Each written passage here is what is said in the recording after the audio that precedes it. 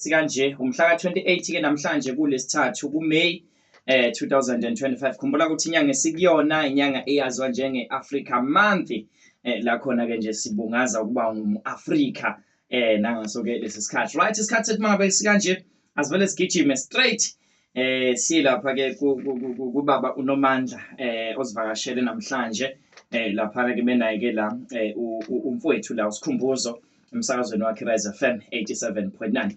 Angiqale ngawe baba uNomandla ngubingelele emsakazweni Rise FM. Asibingelele kuwe babuhlabisa. Yes. Sibingelele nakubalaleli bakhe emakhaya. Kuyintokozo kakhulu baba uNomandla ukuthi namhlanje nibe la emsakazweni Rise FM, but ke before siqhubeke ngiyafisa umfowethu ngapha uSikhumbuzo naye abingelele umlaleli ngasekhaya bese nje ezethula naye kafishane. Nginibingelele nonke balaleli nilaleli ekhaya, ngibingelele nalabo enginabo la e-studio ngaphakathi. uSikhumbuzo wakwaMatini Sibongo, ngokomsebenzi ngisebenzela eCape Town, ngiyenza i-software development. Software development. Yebo. Yes, ngaqhubeka. Yebo. Umsebenzi wami emsebenzini bathi ngiyini i-VP of engineering. VP in engineering. VP of engineering, Vice President of engineering. Yebo. Yo, mntana lapho ngasekhaya uyayizona nje lolu hlelo luphethe ongcwepheshi. Baba uNomandla, ngiyazi ukuthi nawe khona la osuka khona. Ngiyafisa nawe uchazele umlaleli ngasekhaya uqalayo ukuzo ukuthi usuka ngaphansi kwayiphi inkampani ekhona le Mtuba nabantu abayazile kakhulu when it come to education kubantwana. Bulawayo mhlambe mina ngicela uqala ngokuthi sikhalise umndeni wakwaButhelezi. Yes. Ngisuka emngcwabeni lapha eNodale. Yes. Umfowethu uSandiseni.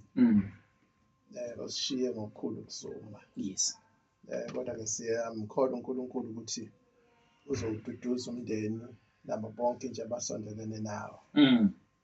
Yes. Thina ke ngicabanga ukuthi angikhothi khona umsakazo umlaleli ongasazi. Mangakhona umlaleli ongasazi oqala izolo ukuzwa. Oqala izolo. Yes. Rise FM. Sisuka kwi-Nomandla Leadership Academy. Umsebenzi wethu nje sisebenza nezikole. Yes. Kunama programs esiwenzayo ezikoleni. Mhlambe angiveze le ngoba namhla sizokhuluma ngalo lihlelo. Yes. I-vision yethu. Ukuthi ngasikhathi siqala le organization umbono wawuthi. Umbono wethu wawuthi umuntu esebenza naye osemusha. Yes. One, makayithole, find yourself. Siphila labantu abasha abangazazi ukuthi ugudi kuphi nanokuthi ubani nje yena.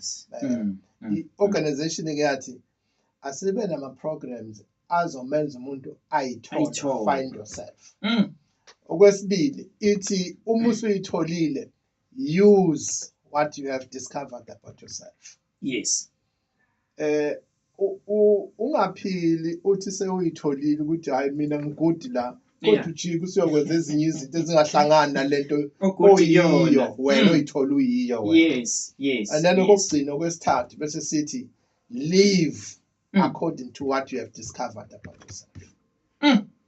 I-vision yethu leyo onke kanye ama programs esiwenzayo afika la khona umuntu sithi uyayithola ke manje lo. Abanye khona iprogram esidume ngayo yayazi le. Yes, ikhona ama-bachelor. Yes. Sifike esikoleni umfundi engazazi ukuthi ngigudi ukuthola i-bachelor. Yeah. But masifika neprogram imenze akwazi ukuyithola. Bese sithi mase eseyitholile sithi okay, kune breakfast ke sizoba nayo nawe term 1. Kodwa sikucelayo ukuthi ngoba usuyitholile phela phila according to what you have discovered apha. Iba i-bachelor nje from term 1, term 2, term 3 uzophuma esikoleni.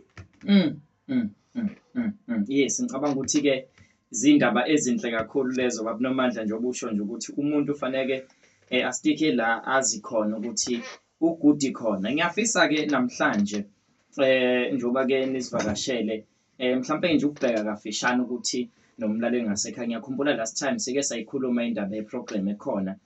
Kodwa ngiyafisa ucaciseleke umlaleli ngasekhaya ukuthi iprogram ekanjani and then senibathole nabantu abazokwazi ukuthi bafunde kuleyo program leyo. Yeah. Mhlawumbe siqale sibonge kuyini basakaze Rise FM Mphato Station ukuthi sifikile la I think 2 weeks ago. Yes.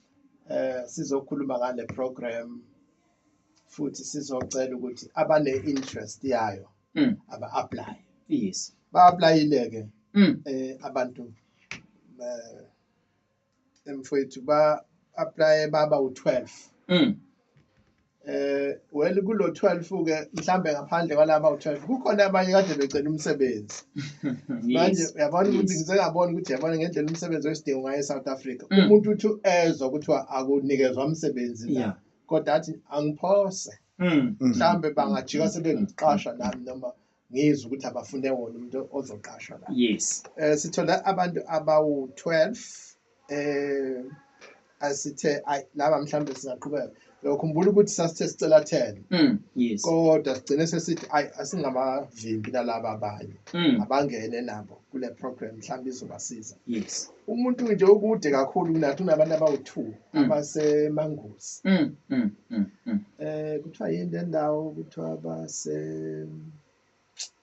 ikhumbula le ndawo kodwa kusemangusi basikhemelele. Yes, basikhemelele. Lesikhemelele bawu2 bathena bacela ukuyingxenye le program. Well oyedwa wabo wayenza ikhethi. Yes. Kodwa lo mnyaka azange ayenze ikhethi sibese sithi naye akangene. Une interest ngoba okukhulu kakhulu sazochaza umfowethu uTimani Yes. ukuthi into la ezosebenza kakhulu. Yeah. Interest yakho. Yeah. Bese ke kuhlangana ke nanokuthi ke ikhanda liya connect ne interest. Yeah. No cishe ukuthi njengamanje ngingasho njalo ngithi cha sibatholile siyabonga kakhulu futhi sesiwukhandile WhatsApp group nabo sengingaxoxa nabo masiphuma la nje kune orientation yes abazoyithola for ukuthi program izohamba kanjani nakuba mhlambe khona sizokukhuluma la kodwa okudirect bona sizokukhuluma nabo sisikhulume group. Right, Sikhumbuzo, siyathokoza kakhulu ukuthi uthatha isikhathi sakho ithuba lakho lonke usuhale eCape Town kade ungale zvele kuthiwa kade ungale ngaseKapa kodwa wakwazi ukuthi mangabe umsakazo usukudinga ngala ukwazi ukukhuphuka nokuyinto esijabulisa kakhulu ukuthi usemsebenzini ngale owenzayo uphinde futhi uze ngala ngasemuntu bantu kuzokhuluma nathi. Ngiyafisa ukubuyela emuva kancane njengoba dusha ukuthi kuningi okufundile. Mhlambe ngiyafisa ukuba before singene kuma questions ethu esinawo namhlanje ukuthi mhlambe uthando lalento oyenzayo lusukapi and umuntu uma ngabe engenalo uthando yini mhlambe ungam-encourage ngakho ukuthi naye ekusaseni elizayo naye akwazi ukufana nawe kumuntu osekhaya. Uthando lalento lisuka esikoleni ngiye eCape Town ngifunde khona la eMtuba ngiqale lapho nje ngifundela eMtuba mabangena phansi wenqwaneni ngaya komnotho ngiphekwe nje lapho nje kwaMsana ngaze ngaphelela ngalena exercise lethu uthisha omkhulu kusawo uthisha omkhulu ukhathi yobona uthisha abangiphekile la biyona izona indawo engiphekwe kuzo lezo ehambeni kwami ngayithola sengifunda e-University of Cape Town ngenza i-electrical engineering.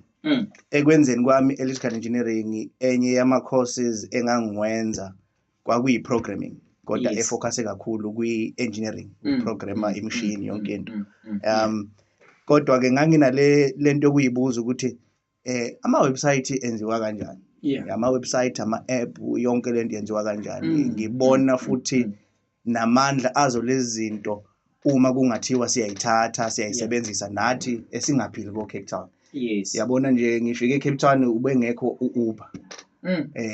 Befona utholi ilokhunja bekumele ngibe nomuntu ebengimazi obehlala eCape Town.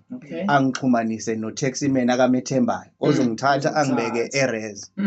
Kodwa manje uthi umuntu umefika angene kuUber athi igama leRes bathe angekuphi afake igama leRes imthatha imoto yombeka. Yabona amandla ayo itechnology esiyibona le emadolobheni amakhulu. Yes. Uthando lami belisekuthenini ke ngingenza njani ukuthatha izinto engiyifunda la zibuye zizosisiza thina emakhaya. Kusuke lapho ke ngafunda ke ngaba ngiyakithi I'm a self-taught developer. Ngayifundisa i-programming. Ukufundeni kwami i-programming nganginoza kwethu engangithi mengithi bafo ngiqale bathi qala uyofunda la. Ngibuye ngithi sengikuqedile lokho.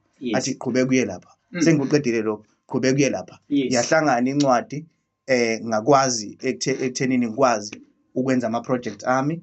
Ngikwazi futhi ukuthi ngiqale ke sengithi mengiya kumuntu eyongiqasha sengiyakwazi ukuba nama demands ami ukuthi cha mina ngisebenza kanje.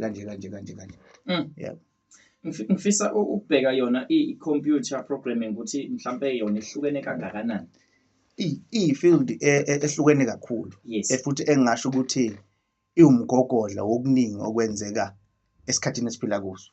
I-banking yethu ibe transformed nge-technology ne-programming bathi i-fourth industrial revolution.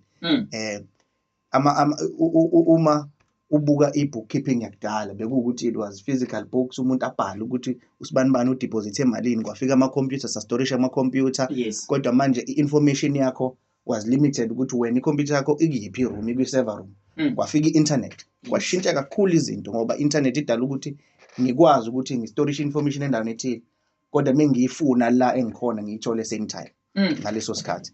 So kuningi ke okuxhuma okuqhamuka kule field le entsha. Njengoba ngichazile ngathi kunama website kunama app lezi zinto umusunazo kune security shuthi kune SecOps. Lezi zinto umusunazo kunendlela yokuyi-maintainer kune DevOps. Lezi zinto umusunazo khona into efikayo manje ekuthiwa i-AI big data shuthi ususebenzisa usuyi-data analyst usuyi-data engineer ususebenzisa information oyistorishile kuma database uku-analyzer ukuze ikunike information ethile ezokusiza ekwenzeni ibhizinisi lakho. Ama-field nje awu-5 lawo engisawamentionile kuningi okunye ebengingakubala. Njengoba uyizwela mlaleli lapho ngasekhaya ukuthi-ke ziningi kakhulu izinto ongakwazi ukuthi uyithole mangabe-ke usungakwazile ukuthi ufunde ungene. Mhlawumbe uNomandla ngiyazi njengoba sikhona mhlawumbe akhona nawo ama-question ongafisa ubhuti ngiyazi ukuthi ongafisa ukungilekelela sikwazi ukuthi nomlaleli ngasekhaya akwazi ukuthola ulwazi. Bulawayo ngicabanga ukuthi okokuqala sibonge kumfowethu Khumbuzo. Njengoba ngangishilo ekuqaleni ukuthi sidibane nje naye sikwi-breakfast naye umzali kwesinye seyikole. Sagcina saxoxa-ke saxhumana naye. Hayi mina-ke sonke isikhathi uma umuntu ekhuluma ngiyamlalela bese ngibuka ukuthi yini nje singahlanganisa nalo muntu laba bantu esisebenza ngabo thina basizakala ngoba thina sebenza nomphakathi. I-South Africa isenkingeni ngendaba yomsebenzi kakhulu futhi abanye abantu abakaboni ukuthi lento ayizukuxazululeka manje. Sathi mase sixoxa nomfowethu ngathola ukuthi yazi lensizwa le ungathiwe iyayivuma lento ayibaningi abantu abangabenefita la. But into yokuqala ngifuna asichazele yona ilikhunini i-computer programming. I-skill njengaso sonke iskill kufana nokuthi ngibuze ngithi mina kulikhunini ukwakha indlu ukubeka istini wakhe indlu. Yabo ngingakuthatha ungakwazi ukubeka istini umuntu othanda une-interest ngufundise ukuthi uxova kanje udaka amabhala amangaka usimende amabhala amangaka esihlabathi ufaka amanzi amangaka beka istini usebenzisa i-level usebenzisa i-fish line yakho usuyikhandile indlu. Ngiyacabanga usuphendulekile. Into engenza ngibuze Bulawayo indaba ukuthi abantu abaningi mabo kukhulunywa ngendaba ye-computer programming bavele bathi ngeke into yo-science ke leyo mina nje maths nje yayihlula nje khona kudala esikoleni. Ngakho ngeke ngize ngiyenze lento.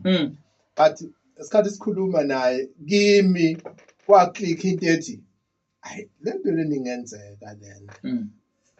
Ayidingi ukuthi uzuze uyokhokha imali enkulu esithi 500,000 mayixoxa nje nawe usekhompyutheni nawe ningazwana necomputer ngoba indlela ayibeka ngayo uku-understand i-language ekhulunywa ecomputer bese wenze lokhu icomputer ethi sekufanele ukwenzeke Yes. udirector ke phela kodwa ke ama skills akhe njengoba esho mhlawumbe okunye Bulawayo engathi asikuthole kumfowethu ukuthi kule program thina simcelile ukuthi akazosiza Yes, umphakathi. laba bantu umphakathi sisebenza nabo. Yes. Mhlawumbe yena angasho ukuthi uzobakhokhisa malini. Cha, angizukubakhokhisa mali. Kuyindlela nami engibuyiselela ngayo emphakathini. Ngoba nami ngize ngifike ko Cape Town. Bekungothisha bebedela isikhathi sabo. Ama weekend abo beyinikele ekuthenini nami ngiphumelele. Bengifisela ukuthi. Yes. Ngithola scholarship angazi nokuthi imali kabani.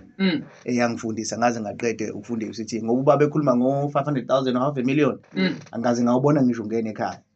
Kodwa ngifundile ngiyibona ibhili laphana ibhekana nawe into euniversity bakuvezela ibhili ungene kwiportal ubona ukuthi iuniversity ingabi namahloni uyingane na 18 19 ithi usigweneta 190,000 bakutshele ukuthi usigweneta 190,000 wena kumele ubone ukuthi ukhokha kanjani zonke lezo zinto zakhokheleka ngenxa ngabantu engingabazi nabo bethi bayabuyisela emphakathini nami ke kuyileyo nhliziyo Haya asibonge kakhulu Bulawayo. Mhlambe sengayiphosa kuyintambo. Right, isikhathi manje libumbene ihora ke lesine ntambama namhlanje sinaye ke la ubaba uNomandla osuka lapha na ke kwiNomandla Leadership Academy umfowethu khona la usikhumbuzo lapha kwi-computer programming ezema skills ngempela ngilaleli ngasekhaya awuzokwazi ukuthi ke uwafunde. Ngiyafisa ukubheka la ukuthi mangabe ke mhlambe ke usufundile imapha ama qualification mhlambe izinto ongakwazi ukuthi uyifunde uphakathi usayifunda i-computer. Angazi noma ngiyawuqondisisa kahle umbuzo wakho. Kodwa ke ngoba si offerisha kanje le program. Yes. Sikunika iskill sokuthi ukwazi for example akhona ama certifications online. Kunama website engengwaka kule. Kodwa ayakwazi ukuthi akunike i-certificate for proving ukuthi iskill usunaso.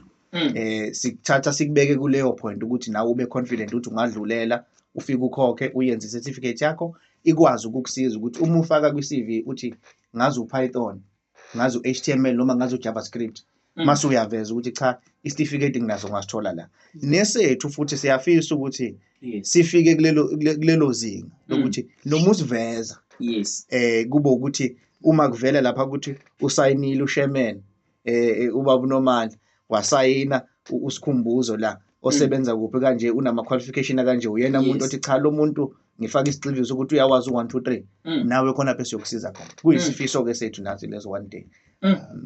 Mhlawumbe ngiyafisa ukubheka la ukuthi kuthatha isikhathi esingakanani ukuze uthole i-certificate or qualification. Kuyashiyana njoba ngenze nje i-example yokwakha indlu. Ukhona ukuthi ngizokufundisa ukuthi hayi cha sengiyakwazi ukukhanda isitamkoko uthi sengiyakwazi ukukhanda u1 room sengiyakwazi ukukhanda u4 room sengiyakwazi ukukhanda indlu ezogibela i-flat i-roof noma ezogibela ihip noma i-double story so kuyashiyana kodwa nje minimum mengenza example nje ngama contact hours esizobe siwenza thina kwi-program oku sithi uMonday uWednesday uFriday sithi minimum 1 hour in the afternoon 2 to 3 hours a week mase ngunika u6 months usuke enough ukuthi you would have a basic understanding of computer programming ukwazi futhi ukwenza a simple website functionally ongakwazi ukuyi-add kwi-portfolio yakho. Cela ukucacisa la into ebaleke kakhulu uma kuukuthi awuyenzanga i-computer science noma i-engineering maybe let's say kwi-university level awunayo i-bachelor's degree kulezo zinto kodwa ufuna ukwenza i-programming into eyakisiza kakhulu ukuthi ube ne-portfolio yakho. I-portfolio yakho iyona isuke ikhombisa imisebenzi osuke wayenza so uyakube mhlambe ne-website yakho ukuthi uma uyinika umuntu noma u-apply ufake kwi-CV yakho siye kwi-website yakho ngizothi siye ngoba nami ngibe kule ngxenye yabantu abasuke behlunga abantu abazobaqasha Yeah. emsebenzini. Siye ku-website yakho sibuke sithi cha usibanibani unaso lesi skill. Sikubize nkathi sikubiza mase sikubuza imibuzo sikubone ngendlela yophendula ngayo ukuthi cha impela iskill unaso asisane ndaba ne-degree yakho. Right, mhlawumbe Nomandla ukhona umbuzo? Mhlawumbe umbuzo engingabuza Yes. point othi kuzofundwa kanjani? Sizodibana naphi nawe? Ngumuntu obuye ethathe advantage yalento okuthiwa work from home bathi ama digital nomad ngesilungu futhi. Yes. Ngiyake ngisebenze ngisekhaya la eMtuba. Ngiyake ngisebenze futhi ngibe seCape Town. Okudala ukuthi kungaba inkinga ke lapho mekuthi ngolesithathu sekumele ngigijime ngiye endaweni ethizeni. Ngenxa ukuthi vele into technology le. Futhi nabantu abasayina phile bahlukene kakhulu ngokweindawo. I-program ithi asiqale siyenze ibe online. Okay. Ufika uba necomputer yakho, ube nedata lakho, sikunikeza ilink yokuthi ujoyine mase siyaliqala leli class. Siyafisa ukuthi kufike esigabeni sokuthi ngelinye ilanga sikwazi ukuthi sibe nama contacts class. Ngoba nalokho kuyasiza abanye abantu ba-understanda kangcono kodwa ke niyazi bafethu ukuthi kuyake kube nezindleko ukwenza izinto ekanjalo futhi ngenye inkathi usulimita nabantu bakho. Yes. Yebo. Njoba kade yabuza Nomandla ubaba Nomandla ukuthi njoba usho ukuthi kuzofundwa online. Ngiyafisa ukubheka ukuthi mhlawumbe emalini noma lingakanani idatha kufanele ngibe nalo nje ngabe ngizokuthe kufundwa online. Yes. Yebo. Uma ngingahlawumbisela uma uthenga leli data ekuthiwa all network hayi lela WhatsApp noma lela Facebook kuzoba all network data. Ungalithenga losuku uma une gigabyte ngalolo suku uzobe right. Khona ukuzosala futhi uphinde kukusize nangosuku olulandelayo. Uma ke une gigabyte wahlukene ama network ngokucharge kwawo amanye u30 gigabyte amanye u20 amanye malini wena owazi.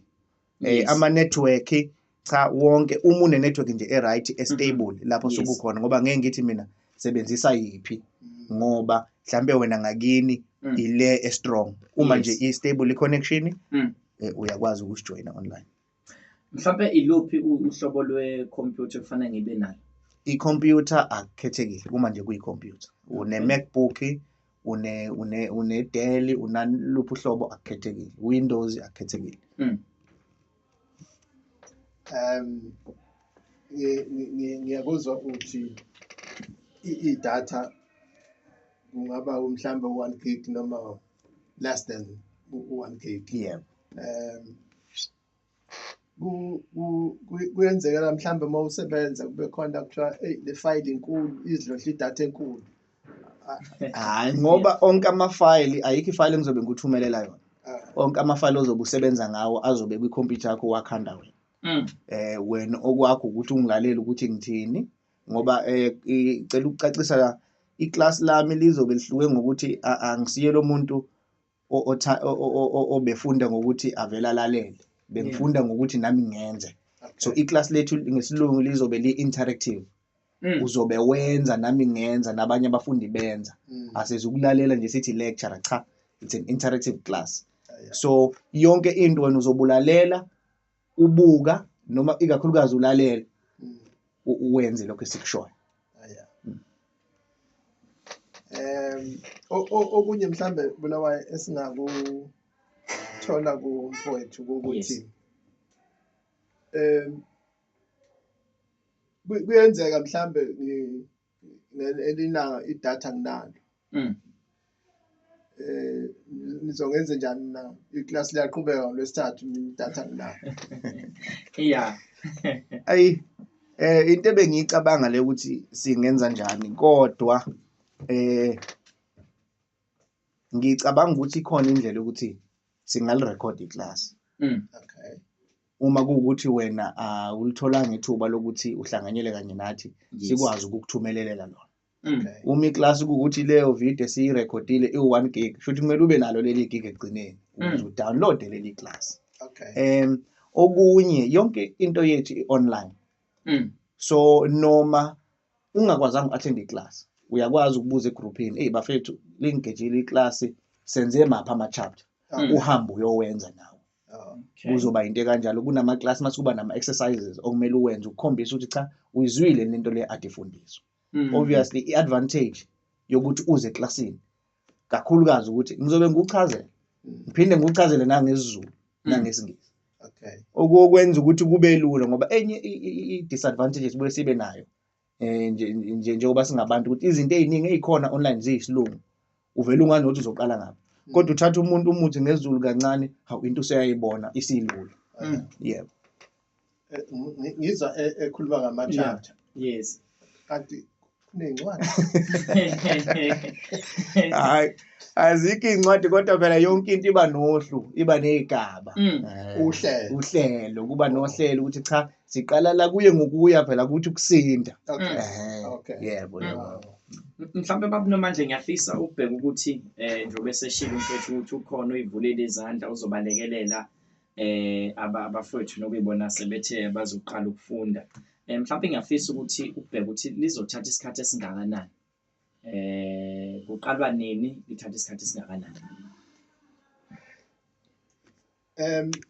ngicabanga ukuthi kulo mbuzo ngoba namhla njengoba sisuka la yes sine orientation onke ama student azobe online sizo indicate isikhathi sishile egroupini ukuthi sizosisho isikhathi ukuthi i-orientation izoqala ngasikhathi but ku-late today kule orientation iyona ke ezobe sicacisa ukuthi ke hayi zisuka nini ke so that ngoba ezinye zezinto ngeke sithi siyaqala namhlanje khona umuntu usawa connector i-computer yasala ngale kagogo kufanele ayisondeze manje ngoba siyasebenza but konke sizokunikeza ithuba nje ukuthi i-orientation umuntu asho ukuthi yena uready kangakanani so that mase sithi ke mhlambe siyaqala ngomhla ka1 June ngomhla ka2 June ebe yonke into ezokwenza ukuthi asebenze isikhona mhlawumbe ngiyafisa ukubheka nje awakho ngafisa ukuthi uphethe ngawo kumlaleli ngasekhaya mhlawumbe singafisa nje ukuthi umgqugqumezele komunye besafisa ukuthi ngelinye ilanga naye ayibone esekwazi ukuyenza yonke lento nawe oyenzayo yebo no engifisa ukusho ukuthi it's possible ilokho nje engifisa ukusho ukuthi anything is possible la emhlabeni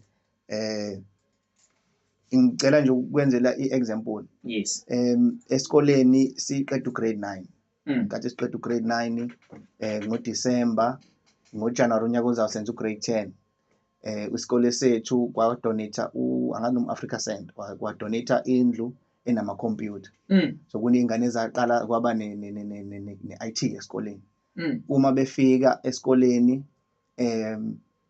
bathi bathatha the top 30 students zaka grade 9 kulo top 30 students ngangingekho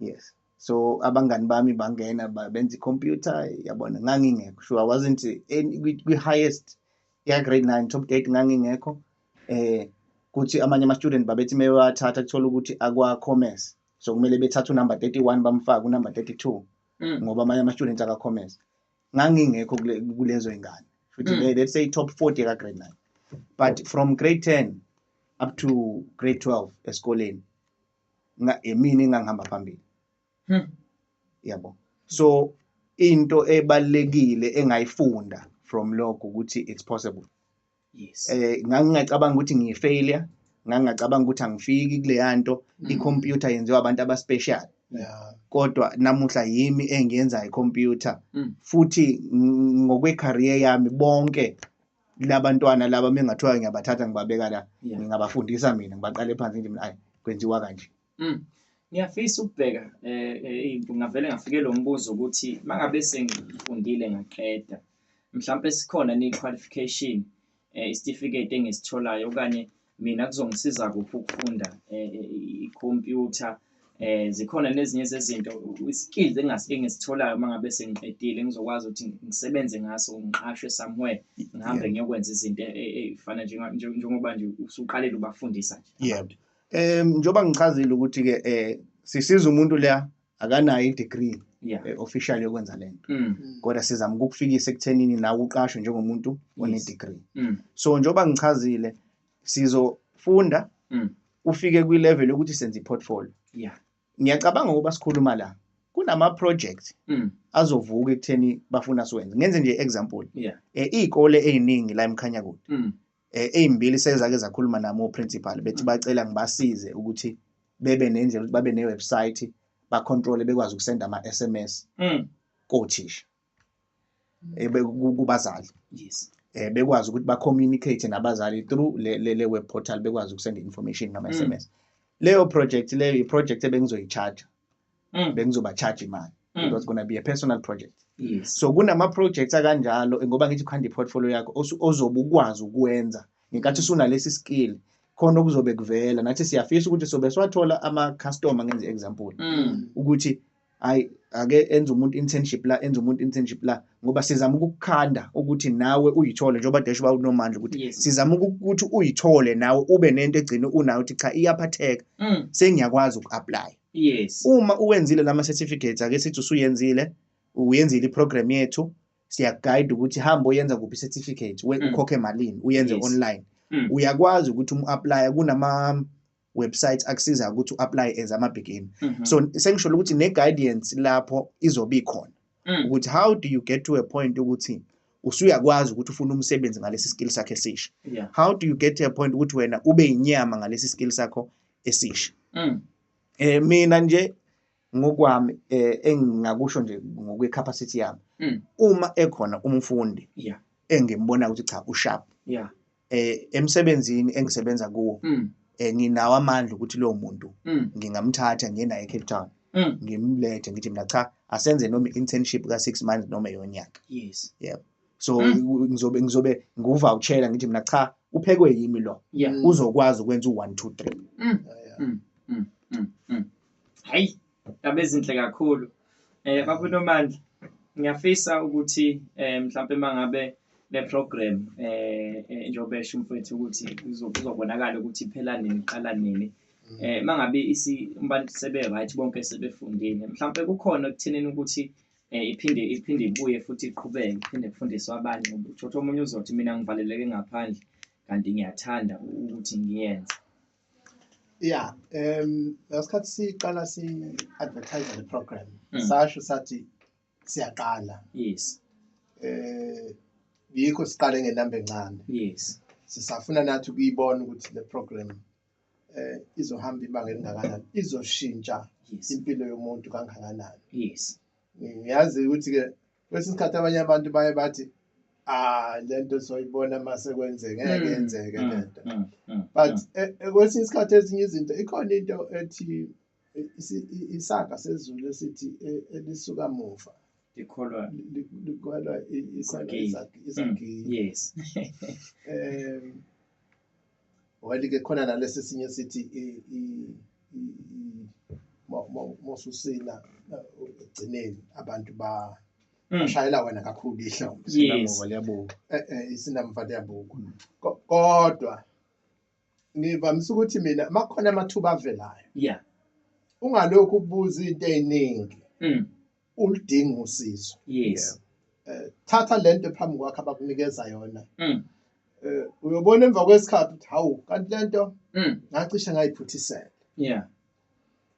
Yabona nje lezi zinto ayishoyo usikhumbuzo ngiyacabanga ukuthi abantu abaningi bajahe lokho kwasekugcineni agcina ngakho for umsebenzi kodwa manje indaba iqala ekuthenini thola phela iskill. Iskill. Yes. Ngoba akuyena yedwa ongakuthatha baningi abantu abanye abangakuthatha uma usuneskill. In fact ukuba neskill kwenza ube inyama kubantu kunjalo. Angithi nje sifundisa umusic lapha enqwaneni. Ngizwile leyo nto baba uNomandla ukuthi hayi ufike ama-violin. Ukhona umuntu ngikhuluma naye uthi mase nimatraine kahle abeze bazojoin igroup yami orchestra yami. Yes. But manje inkinga mongenazo iskill ubani into ozothokoza kuye. Yebo kunjalo. Thola iskill kuqala. Bese ke uzobona lapho ukuthi iskill sikwenza sikuvulela iminyango eminingi obungeke uyithole uma bengukuthi iskill bungenaso. Yes. Siyagqugquzela nje ukuthi i-youth yakithi akasimeni ngontshwala. Yes. Ake simeni ngontshwala. Ake siyidevelop thina, siyikhulise. Sithole iskill esithile. And then bese uyayibona ukuthi nawe sekukhona into engikwazi ukuyenza emhlabeni. Yabona nje makuthiwa kwazi ukudesigna i-website, idesignwe uwe. Kuthiwa hamba niyovula www.w hamba niyovula lapha nizobona ukuthi bani wayenenzela yenziwa yini. Mhlawumbe nje nala kwa Rise FM bazosicela sobenzela. Sibachacha. Yes.